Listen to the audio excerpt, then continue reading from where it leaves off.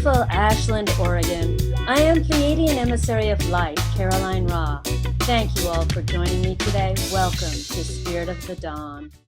We are in for quite a treat today as we'll be exploring the healing effects of self-created sound, specifically humming. My guests today, Jonathan Goldman and Andi Goldman, have co-authored The Humming Effect, Sound Healing for Health and Happiness. We'll be learning about conscious humming as a vibrational tool for physical, emotional, mental, and spiritual transformation. Jonathan Goldman is an award-winning musician, composer, writer, teacher, and chant master, an authority on sound healing and a pioneer in the field of harmonics. He is the author of several books, including Healing Sounds, and the founder and director of the Sound Healers Association. Andi Goldman is a licensed psychotherapist, specializing in holistic counseling and sound therapy, the director of the Healing Sound Seminars, co-director of the Sound Healers Association, and co-author with Jonathan Goldman of Chakra Frequencies. I am delighted to welcome to Spirit of the Dawn, Jonathan Goldman and Andi Goldman. Thank you both so much for being here with us today. Oh, Caroline, thank you so much for inviting us. We are really delighted and very happy to have this opportunity to share with your listeners all about sound as a healing modality. Indeed, yeah. This is Jonathan now chiming in and cutting you off immediately and saying, not meaning to.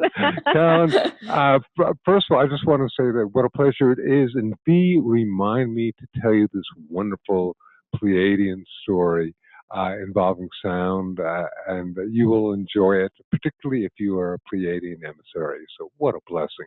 Oh, I can't wait to hear that. We're definitely going to get to that. That is so exciting. What a treat. Now, I would like to know for each of you, how did sound healing find you in your lives? Well, for myself, I was basically playing rock and roll in a band. I had been actually performing since I was 15 years old. And literally started playing in New Jersey, continued playing in Boston, and was playing in a band in Marshfield, Massachusetts, which is right on the edge of Cape Cod. And in between, now I was about 30 years old, and this is dating myself, but it was right before the 1980s, and I walked in with a band from a break and put on my guitar and basically started singing and playing music. And all of a sudden, I became aware that the music that I was creating was helping induce an ambiance of negativity and violence. Now, Carolyn, what's really, really interesting is that, I've been playing professionally for about 15 years. Yes, I also went to college and got my degrees and all that stuff, but I continued playing because I love music. And the reality is that I never had that thought of, the music was helping induce an ambiance of negativity and violence. Now, no doubt the alcohol and the different intoxicants that people are imbibing in were also, contributing to this, shall we say, atmosphere. But I never thought, the music, was doing something. And then this slightly just shifted. In about a week, it became, I wonder, not if music can be used to make people feel better, which was my first thought, but I wonder if sound can be used to heal. And from there, doors just opened up, and I am that I am, and I am here now following this path that has led me there for 30 years. Andi? Oh, Jonathan, beautiful path for many, many years. And Caroline, I actually found sound healing, well, as a psychotherapist and specializing in holistic psychotherapy, my major focus was using expressive therapies and experiential types of therapies. So sound was, actually, one of those therapies.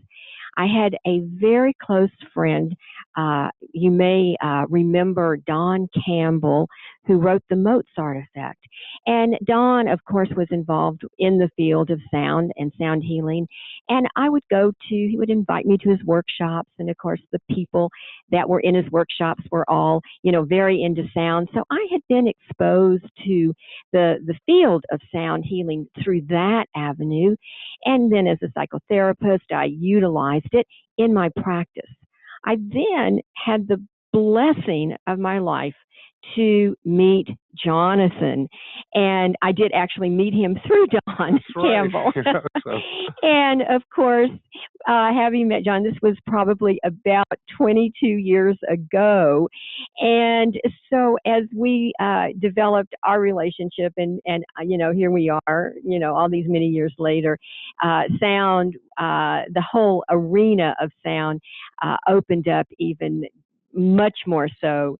And Jonathan and I have been working together and sharing our information on sound for a long time now. And Carolyn, I just got to say, what a blessing it is to be able to have a partner, a wife, your friend, working together with you. It's just one of the greatest gifts that one could ever receive. And I recommend it to everyone.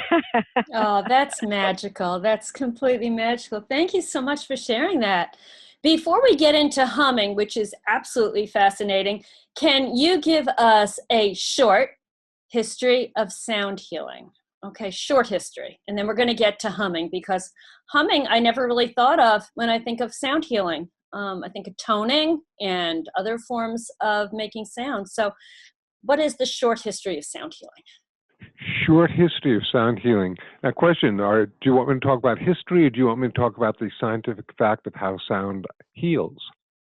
History, how it's used by peoples. Yeah. Golly, from my perspective, probably the original use of sound may have, transcended communication, may have initially been used as tools of either worshiping the divine or for healing. And, you get back to in the beginning was the word, or there's stories, biblical stories of King David healing Saul of his demons through playing music, and it just goes on and on. Pythagoras, Andi. I was going to say it really dates back to Pythagoras, which is now what? 6th century BC. Yeah. So it's been around for a long time. However, historically speaking, for our current culture, it's really just, Jonathan's one of the pioneers in the field that has opened up the consciousness for people to get involved with sound in current culture. So it's not that old, historically speaking. Well, it's been continuing on, but very, very much in the shadows, and now it's getting more and more until you basically, as we discuss in the book, literally, we're going to jump around a little bit, but the first chapter of our book is full of peer review, which means scientific and medical information that has basically been written about and tested and all this stuff, and is really considered valid, and about peer review information about how humming affects us. And now that's really quite unbelievable.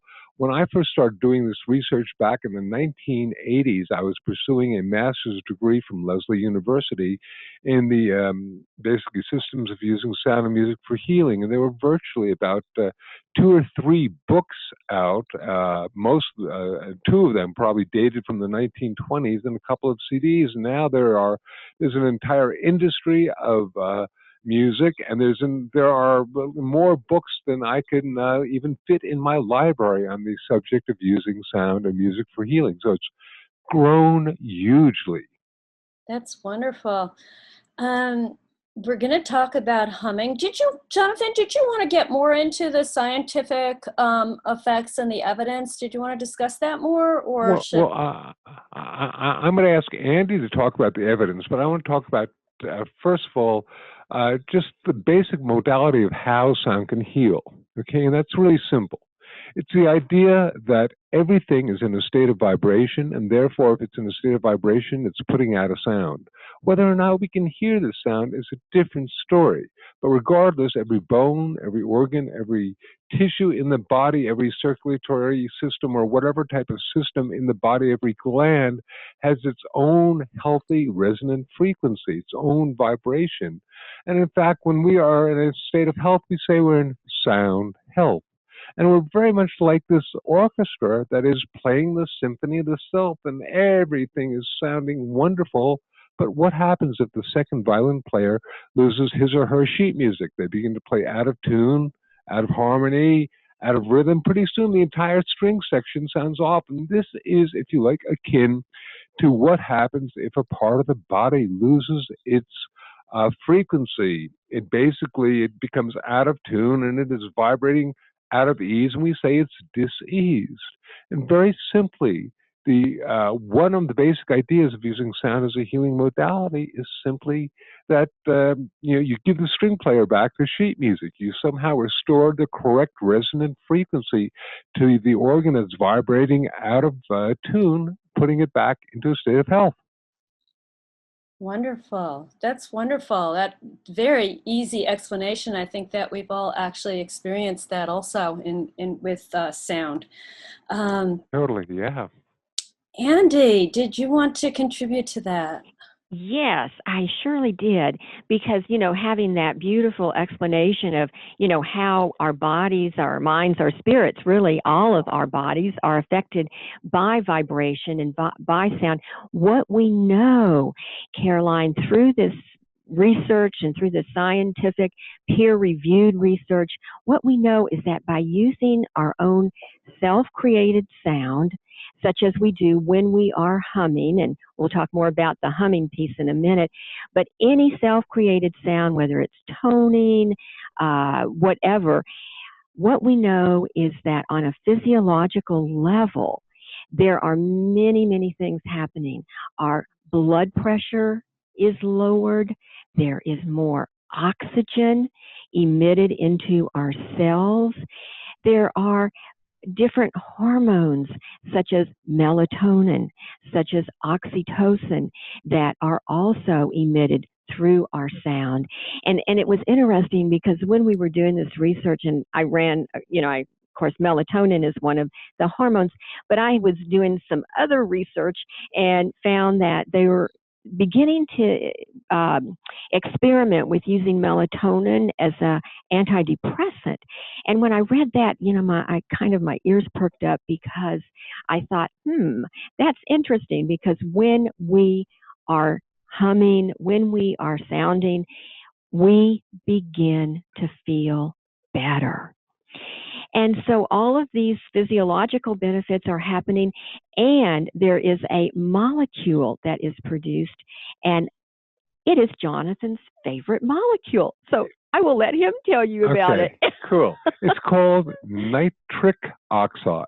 It is not nitrous oxide, which is found in the dentist's office, and of which I am a huge admirer of when I'm in the dentist chair, but it is not the same thing. Nitric oxide is a vasodilator, which means basically that it causes your circulatory system to expand so the blood flows easier. And it's been being used in treatment of coronary situations as well. Here's one. A lot of people think that they know about humming. And I say, okay, well, listen, I want you to do something for me. And so we'll play a little game together. You and I do this. Let's start to hum, and then we'll pinch our nostrils for a minute, okay? So start to hum and then pinch your nostrils. Don't forget to close your lips when you begin your hum. You ready? And pinch now. And the sound just stopped. For those who are listening to this, because you can't hum if your nose is closed. And one of the things that they found is, in terms of the research of this use of nitric oxide to be generated through humming, is that basically if you have a sinus condition and your nose is clogged, start humming and it'll literally open up your sinus cavities. what a great, simple way. Like, I call it Wow. sonic Dristan, you know? Well, and that's really one of the main reasons why Jonathan and I decided to actually write a book about such a simple sound, because everyone can hum and everyone is familiar with humming, and we thought, okay, let's write a book about humming and see if we can't get that information out to the general public, more people. And what we like to say, Caroline, is that this is about conscious humming. And when we are humming consciously, we begin literally to feel better. And of course, the subtitle of our book is Sound Healing for Health and Happiness. So humming can really help that feeling good and bringing in heightened health and just feeling good, which is happiness. And we have, as you probably know, written a number of books on everything from mantras to, divine names to all sorts of aspects of using sound. It's something I certainly personally have been studying for over 35 years. And, a difficulty is that for a lot of people, when we talk about sound healing, for some reason they confuse sound with music. And all music is sound, but not all sound is music. And I can just attest to that by the person who's doing using a lawnmower next door right now, and we've got our windows closed because that's not particularly for us very musical. But the idea is that a lot of people go, well, I can't do sound healing because I can sing, or I can't play a musical instrument or whatnot. So, Andy and I were going, what sound is the simplest, easiest sound that everybody can make? And of course, we've been working with the sound for so many years, and that is, of course, humming. Babies hum, the elderly hum, everybody hums. And now I'm going to stop for just a moment and just say there are two major ways that sound affects us on a physiological level. One is called psychoacoustics, and that is the sound going into our ears and into our brain, affecting our heartbeat, our respiration, our brain waves, our nervous system. And that's really cool. In fact, what I'd love to do in a few minutes is just listen to a little example of some music that we've created that is sort of based upon the hum. But the other one is called vibroacoustics. And that literally deals with the sound going into us on a cellular level, affecting us on a very, very deep level, affecting our DNA and everything. And I would say that a majority of the benefits that Andi talked about are due to vibroacoustics. In other words, the sound literally vibrating parts of our cells, our body, our brain, etc. And we really would like to suggest that this is from to our knowledge the first book that's probably professionally ever been written on the subject of humming. Now, no doubt there are chapters in people's books, but nobody has ever specifically dedicated a book to humming. And it took us quite a while because we wanted to make it a great book. And number two, we figured we were introducing a subject to people that had the potential of bringing literally sound healing to the mainstream because everybody can hum. So here we have the humming effect. The humming effect, sound healing for health and happiness. And we are talking with Jonathan Goldman and Andi Goldman, and they are teaching us tons about sound healing and specifically humming. I know that you have brought some music with you. Would you like to begin playing some of the music that you've brought? Yes, I would love to. And this actually comes from one of our award-winning CDs called Chakra Chants. And it's done with myself and with Andi as playing harp, and our dear Angelic friend Sarah Benson, who we call the Divine Mother of Sound Healing. And these are basically frequencies and sounds and intentionality to resonate the crown center at the top of the head. So we're just going to say, to those listening, please, if you can, do not be operating any machinery. If sort of sit with your eyes closed and just feel the effect of this. We're only going to play about 2 minutes of it, but it's going to be very powerful. So for a moment, just take a breath. And close your eyes and just begin to hear these sounds.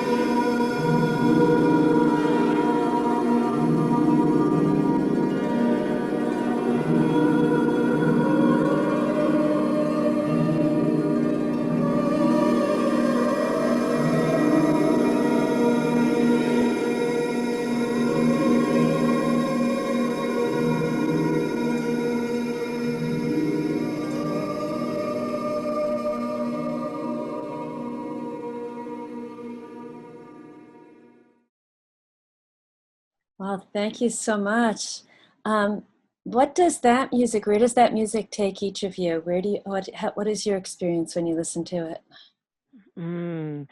I tell you, when I listen to that music, I just honestly go into the angelic realms, it feels like to me. And I really feel just an inner peace, and I feel centered again. That's one of my favorite pieces. And that, by the way, is from our recording Chakra Chants 2, and it is called Angelic Calling. Yes. Jonathan, how does that affect you? And that always causes my crown center at the top of the head to kind of tingle a little bit, even if I'm not expecting it. And it also, of course, calms me down. How did it make you feel? Oh, it's so interesting. There was certainly that, cosmic pull to it, but it sent me into the ocean. And I was more like swimming with nymphs and mermaids, It was I love that. very much the ocean. Yeah, that's where I was. I loved it. Oh, what a nice getaway. Yeah, delightful. And I always associate sound with color. Does everyone else do that too? Well, some people do, and some people don't. And Okay. oftentimes it's called synesthesia. The ability, some people can literally, and you may be one of them, they hear the sound, they see the colors.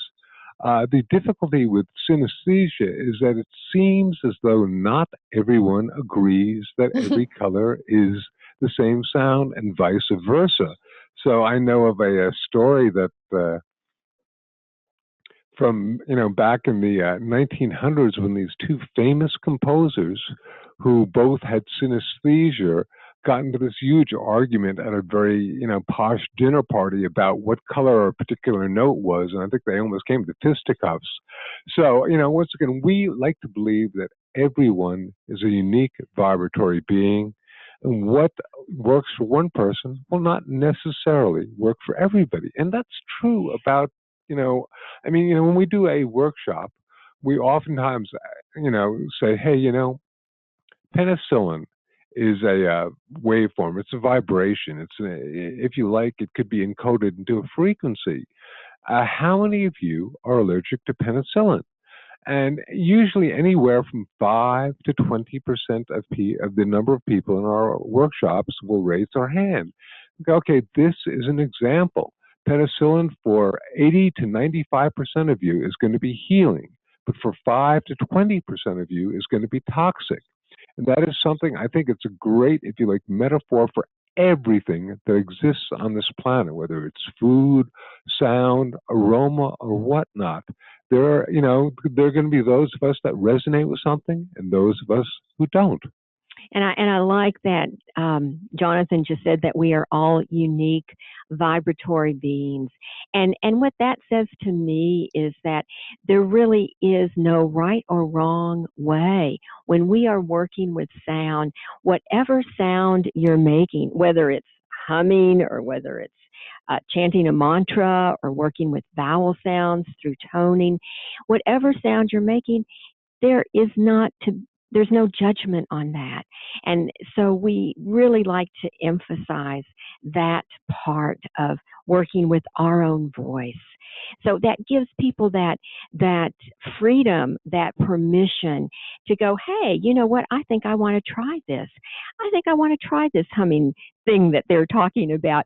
I bet I can do that. And of course, Caroline, in our book, we've got we have different levels of humming. You wouldn't think that humming would be that it's not a complicated subject, but it's a very deep subject. And we have beginning, we have intermediate, we even have advanced forms of humming. And so we just encourage people to say, hey, I think I can do that. And I want to begin to do conscious humming. And of course, conscious humming, I'm remembering years ago, I think it was Gay and Kathleen Hendricks, who had a book called Conscious Breathing. And so when we begin to focus consciously on our breath or our humming, it becomes much more powerful.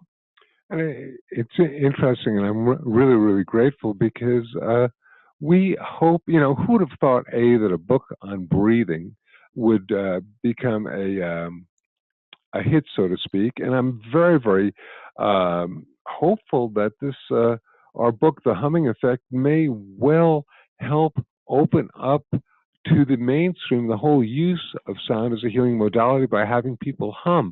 I am really pleased to tell you that when the book was released, for several weeks, it was actually on the #1 new release in the psychology department of catalog of Amazon, which is, to me, just amazing.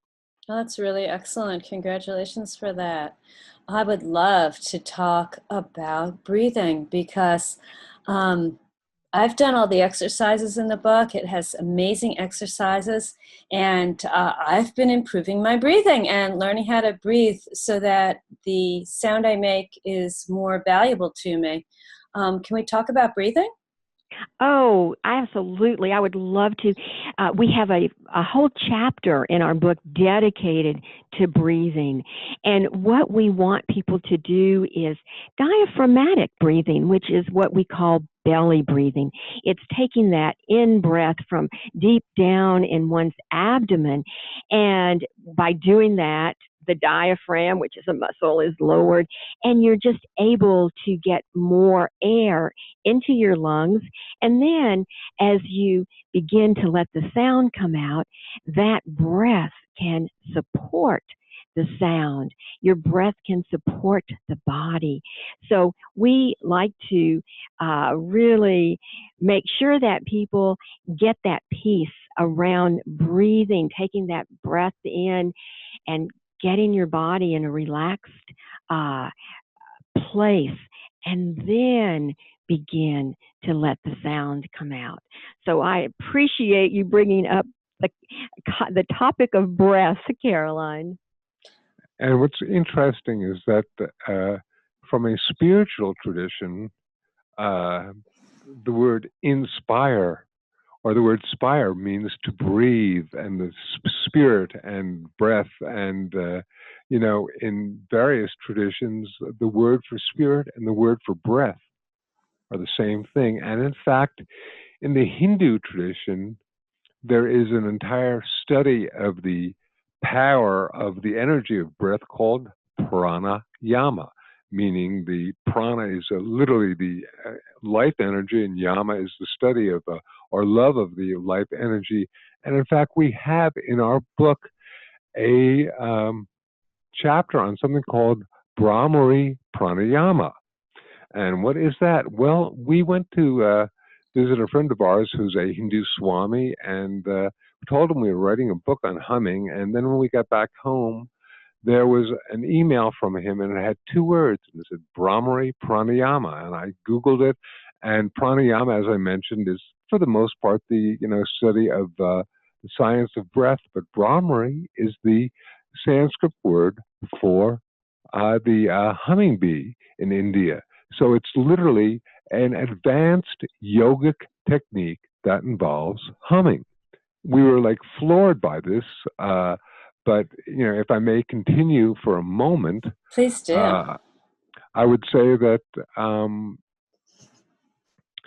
and I were down at a place called Yogaville, which kind of sounds, I don't know what, sounds like it should be in Tennessee or something like that, run by Dolly Parton. But this actually is a very famous ashram that was founded by Swami Satchidananda, who was I like to call him the Woodstock guru. I am a child of the Woodstock Nation, and I was there amidst the 500,000 people. I was fairly young at the time. I was still a teenager. And this man was leading a 500,000 people in doing these mantra chants together. And I literally never got over that. And to this day, I'm still trying to get the world to make an om or do a sound together, projecting consciousness so we can heal our planet. But anyway, we were down at Yogaville, and we happened to open up a copy of Patanjali's Yoga Sutras that Swami Satchidananda had translated, and I just happened to open this page, and it was Sutra number 1.27. I remember the number of it, and it said something basically like the original sound of creation was the humming of prana, the humming of prana. They called it pranava, and they had to give it a name, so they named it Om. Now, I love this because it means that the om came from the hum. And of course it does. With a lot of the studies that we have mentioned, a lot of them basically began with, because some people have a little bit of difficulty initially dealing with making a straight hum. But if you go om, it's a little easier. So oftentimes we suggest that when people first hum, they just add a little om to it. They don't have to be a Hindu to do that. It just facilitates the hum. But I so love it. And the fact is that astrophysicists now talk about the ultimate creational sound being sort of a hum, this background hum of the universe. And I think it was, every couple of years we teach at Swami Satchidananda's ashram at Yogaville, and I think it was during that particular time that the seeds were actually planted for this book. And even before the book, we got back home and Jonathan created a beautiful recording called The Cosmic Hum, which I don't know, Jonathan, if we have availability to play a little piece of that, but it is as if though there are hundreds, thousands of people humming together. Yeah, it was pretty interesting because we, basically said, hey, if the original sound of creation was a hum, it probably would have been this overall incredible, grandiose sound of like literally thousands of people. So using some studio wizardry, I basically, and a microphone with a lot of people, I basically got the sounds of thousands of people. So we're going to listen to probably maybe 2 minutes of this as well. And the idea is that what if you're sitting there and there's this cloud of creation, of sonic creation that's coming towards you, and it's a hum. And I will say that there's something called noetic sciences or ions that people know about, and the head of it basically wrote me an email saying that he had used this in a workshop down in South America with 300 international business people. So they weren't spiritually oriented. And he just had the feeling that this particular recording would help create heart-brain coherence, meaning that the brain and the heart would basically be resonating together, and that it would really open up their field to compassion. And apparently, he was quite successful with it. So what I'm going to do is play basically about 2 minutes of the cosmic hum.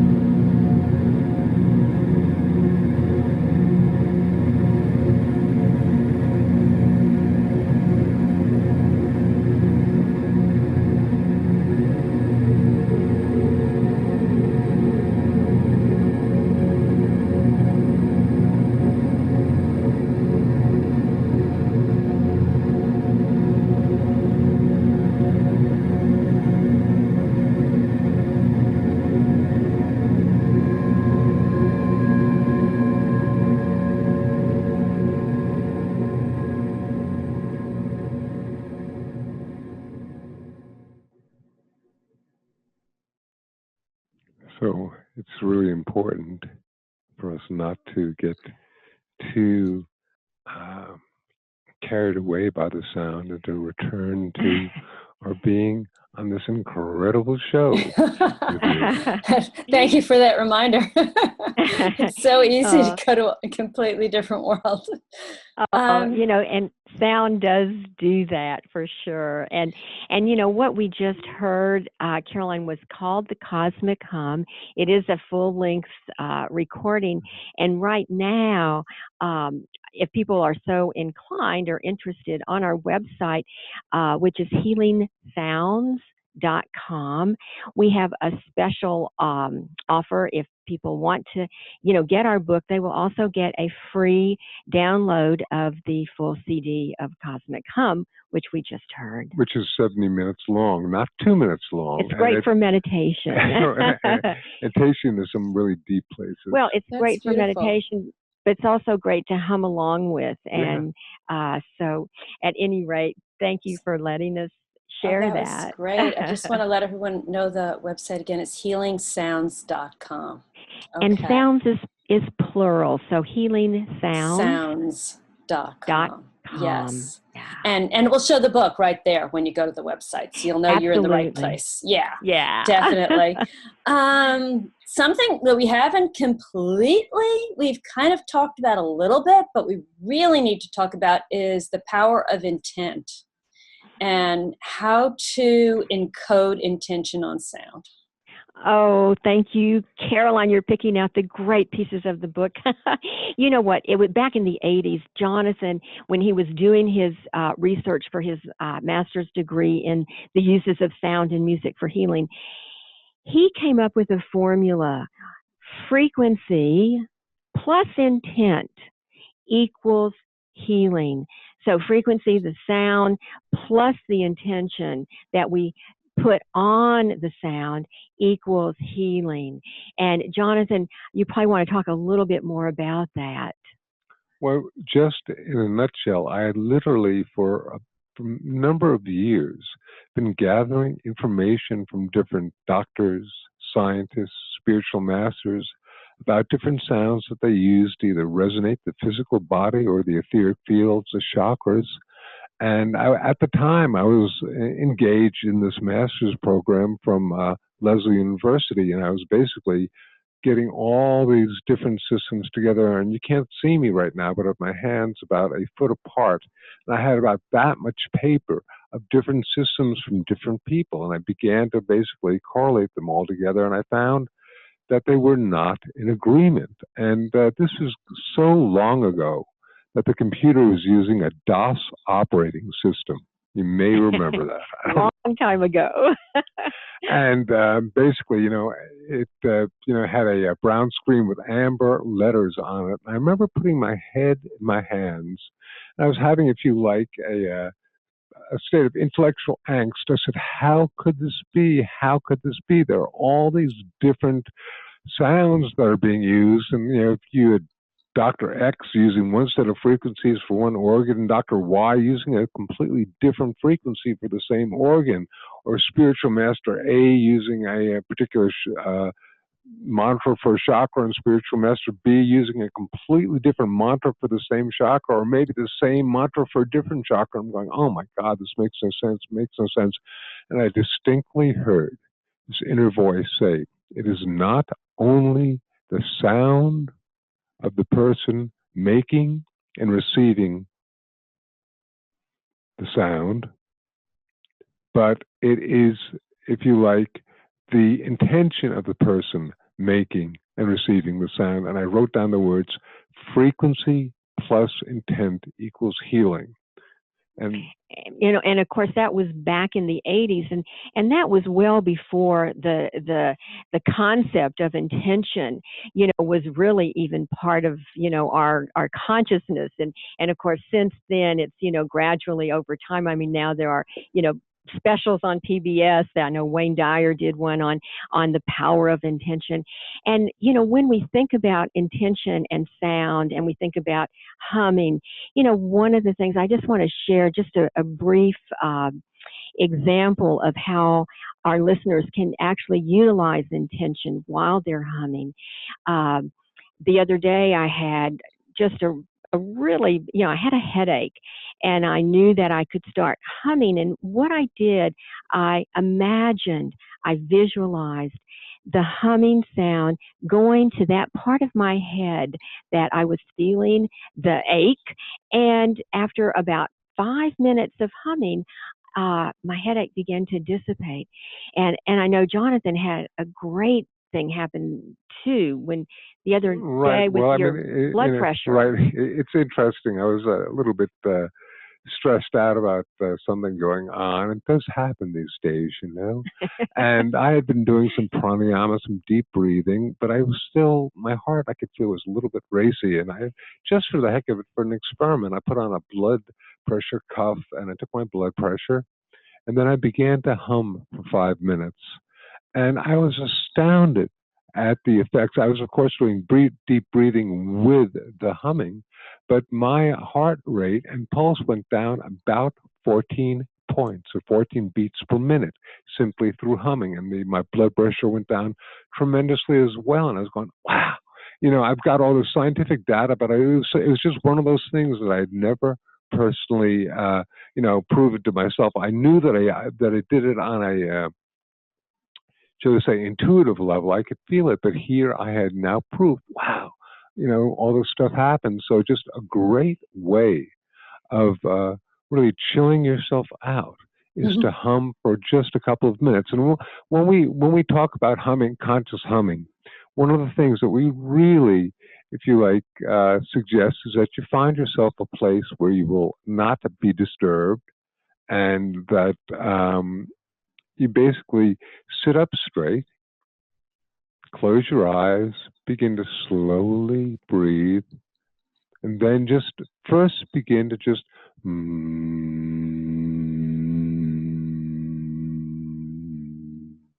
hum for about 5 minutes. And if you don't have a watch around or whatnot, about 25 hums done slowly is about 5 minutes. And what we really suggest, if you can do it for 1 minute, it's great. 3 minutes better. 5 minutes is the optimum time for really having some major, profound experiences. And what we oftentimes find is that people report back to us that, we actually suggest giving yourself 10 minutes so that you don't immediately, once you're done humming, need to go pick up your kid from school or something like that, because the reality is you may find yourself very, very spaced out from just doing this humming work. Very, very blissful, very, very meditative, almost as though you're in a psychotropic state, and you just, allow yourself a few minutes to assimilate the situation, to experience it, and to ground yourself. It's that powerful. And one of the things that I want to mention is that, Jonathan, you reminded me of this, but with, feeling stressful, because we, our current culture, it is filled with energies of stress. And one of the things that can be so helpful for people is to just even begin humming, even, when you're really in that place where, boy, you're anxious or you're stressed out, and you can start humming, consciously humming. That stress will begin to dissipate. It is really impressive how something as simple as humming can be that profound and powerful. And what I like about it is that it's not only powerful, but it's empowering, because we have it within ourselves to begin, taking care of ourselves. We can help ourselves simply by humming and taking away that stress and feeling centered again. And it's interesting. Do you remember I was talking about vibroacoustics? And the fact that that's the vibration of sound on a physical level, on our physical body. And I think that may be one of the reasons why humming is so effective, because from our perspective, humming is probably the most powerful vibroacoustic sound that at least we can create. Because as soon as you begin to open your mouth, the sound, go, no, the sound is going out your mouth. But if your mouth is, and your lips are closed, the sound is basically resonating in your body. And then with your intention, you can project it to different parts of your body. And oftentimes, Carolyn, the healing that can occur is phenomenal. It's really quite amazing. Andi was talking about a headache, and I'm just going to jump back so many years when I was involved in this PhD program that was investigating the use of sound and music for healing. And unfortunately, my first book came out, and it was quite a hit over, particularly in England, and I dropped out of the program to go on tour. But at the time, what I was going to be doing was focusing on, in the laboratory, and doing research for this PhD program on the use of self-created sound to basically vibrate the brain and create new connections in the brain with sound.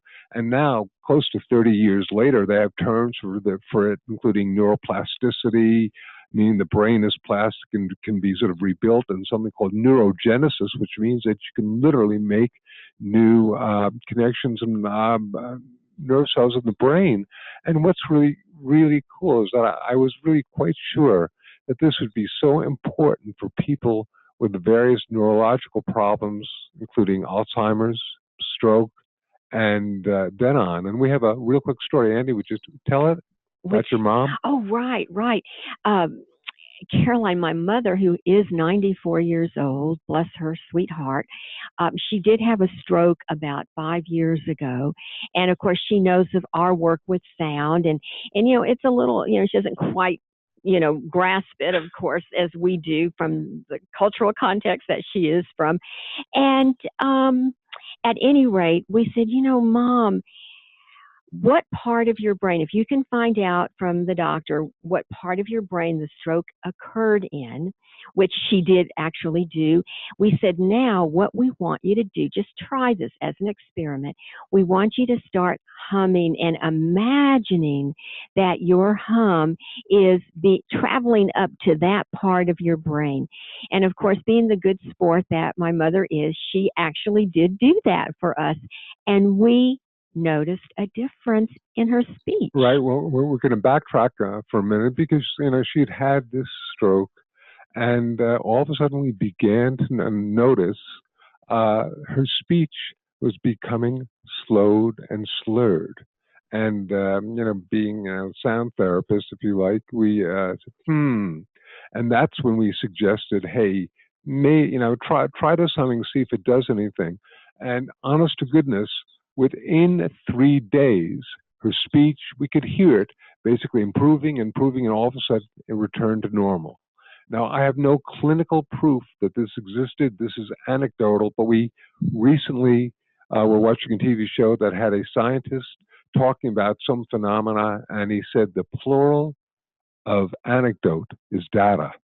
And we are really quite sure that more and more people, if they utilize this type of thing, they may find extraordinary things. And then there will be the research that proves that you can do this. And actually, in the book, we have something called the humming hypothesis, which talks about how this actually gives a scientific explanation for how this neurogenesis can be created. And it's also been utilized by professional neurologists, et cetera, who have found that it's useful for people with post-traumatic stress disorder and other imbalances. So we basically, it's like humming is amazing. It's totally ignored. What if people began to utilize the power inherent in the hum? What a difference it could make. Wow, that is such amazing information you've shared with us today. Jonathan, before we go, I would love it if you would share your Pleiadian story with us.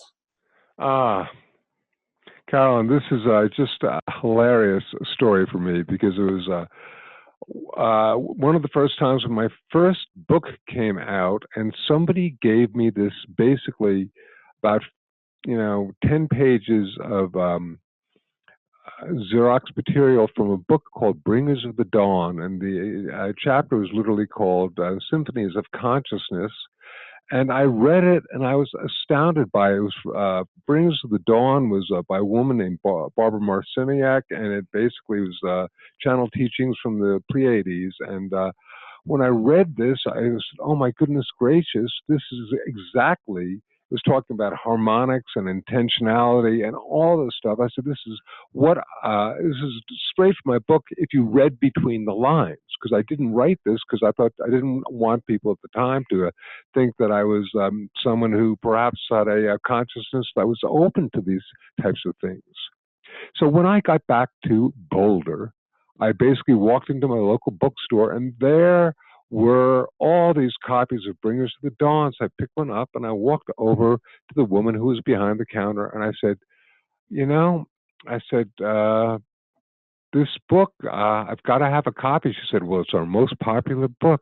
I said, yeah, well, either Barbara Marciniak has taken a workshop with me, or the Pleiadians really like my work, at which point all the copies of Bringers of the Dawn flew across the bookstore.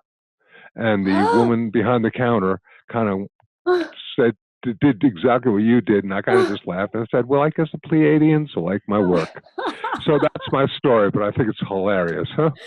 Oh, whoa. I love that story. That's fantastic. Thank you so much for sharing that. That's wonderful. And it really is an excellent book. I have certainly read it. We have had an amazing time talking with Jonathan Goldman and Andi Goldman about their book, The Humming Effect, Sound Healing for Health and Happiness. To learn more about their work with sound healing, I invite you to visit healingsounds.com. Jonathan and Andi, I'm hoping that you can share some closing words of wisdom with us today. We would love to do that. And I want to just say, before I do that, thank you so much, Caroline, for allowing us this opportunity to share this information on sound. And hopefully our audience, our listeners will maybe get a few pearls of wisdom from what we have shared today.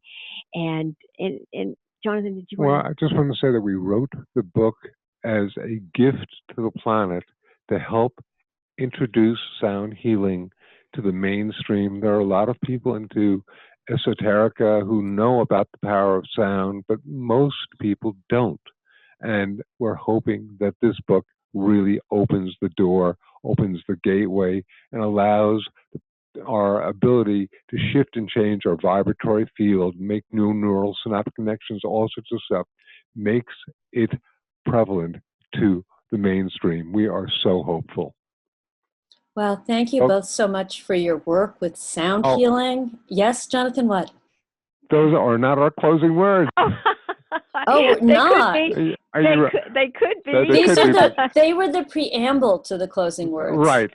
So the closing words, and we'll begin it together, but Andi and I really are very, very much into using sound to resonate our physical bodies, our emotional bodies, our mental bodies, and our spiritual bodies, but as well to somehow interface with the energetics of our planet so that our thoughts, our sounds, our consciousness interfaces with the planet. And we like to say, we heal ourselves, we heal the planet.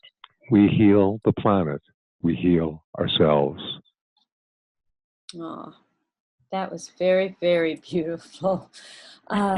Thank you both so much for joining with us today on Spirit of the Dawn. It's really been my pleasure completely. I've loved every second of it. Oh, thank you so much. Many blessings. Many blessings indeed. Thank you. Deep gratitude to Brian, Zach, and Synergy for the use of their song, Embrace the Change. I thank all of you for joining with us today and invite you to visit spiritofthedawn.com for more inspirational interviews. Sending love from my home to yours, I am Pleiadian Emissary of Light, Caroline Ra.